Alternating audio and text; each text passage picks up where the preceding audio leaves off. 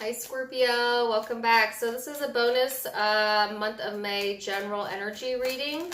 So let's get started. Scorpio, the overall energy for you is the third house of perception. Okay, so this is highlighting, yes, perception, but also social media, speech, thoughts, philosophies, discussions.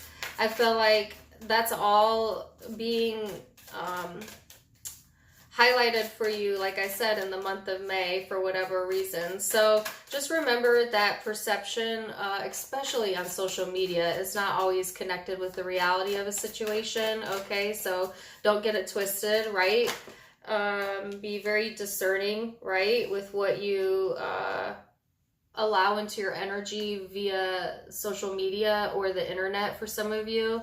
Okay, because some of you are like getting sucked into other people's drama or like negative energies or like feeding your brain, you know, all kinds of stuff, and it's affecting you energetically speaking.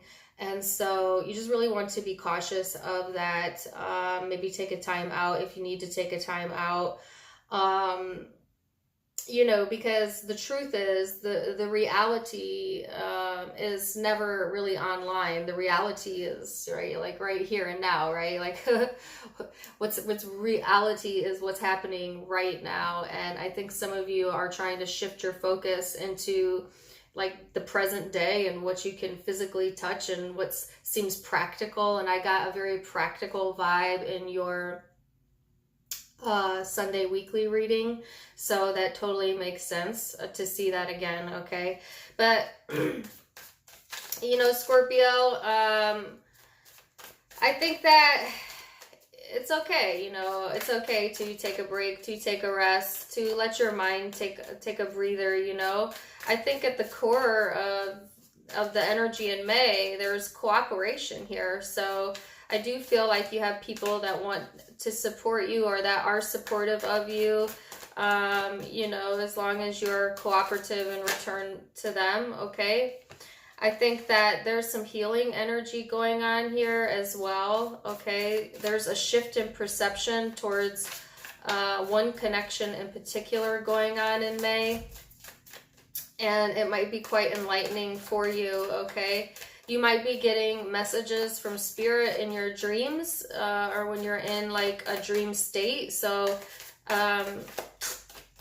yeah, because I do see that here. So pay attention.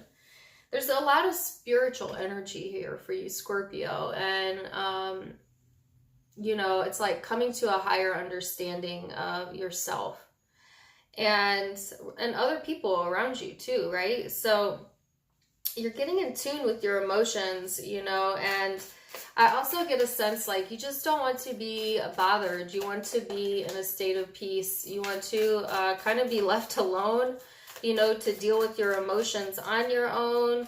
You know, you don't care for other people to put their 2 cents in. You are not trying to have other people weigh in on your situation. It's like alone, alone, alone. And Scorpio, you do this, all Scorpios do this when they're going through something that is deeply dear to their heart, or for some of you, something that may be very deeply painful. You know, you kind of have a tendency to strike out, you know, that Scorpion nature, and then kind of pull all the way back. So, you know, in a way it is a defense mechanism, but in a way it is a protection mechanism. I think you're trying to protect your space. And also, like I said, there needs to be like healing of that. Some of you may, you know, really be dealing with some very deep emotional shit in May. Excuse my language.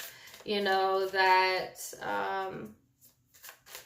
you have been putting off or you have been ignoring, okay? But I think with the full moon coming, the full moon in Scorpio, that's really not, like the energy is really going to push this to the surface. So if you had been burying something, it's definitely going to be brought to your attention, okay?